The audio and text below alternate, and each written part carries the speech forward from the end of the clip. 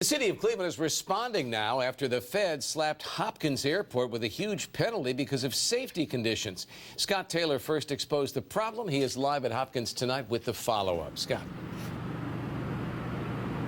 19 times the city admitted today that they did not staff the runways according to the FAA agreement that they made with the feds.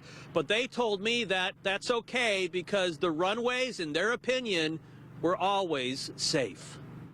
The city of Cleveland wants the FAA to reduce a $735,000 fine imposed for understaffing runways. Hopkins just sent their 17-page response to the feds saying there's no specific level of staffing that will guarantee a safe airport.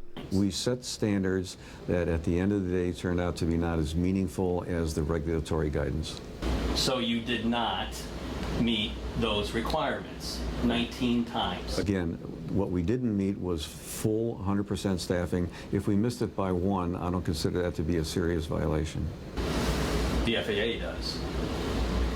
They're the experts. And we'll discuss that with the FAA.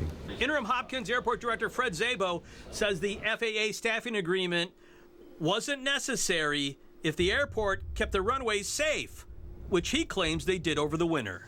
Well, if you're saying it's not necessary, then why in the world is the FAA fining you $735,000, including 19 times where they say you were understaffed? Well, again, it's a technical violation, and I understand that. But the reason we're going through this procedure is that up to this point, the FAA and the city have exchanged reports, papers. We're looking forward to the opportunity to sit down during an informal conference with them and explain to them the totality of the operation, rather than just looking at whether we reached the number, which isn't as diligent as it should have been, considering cold weather operations at airports.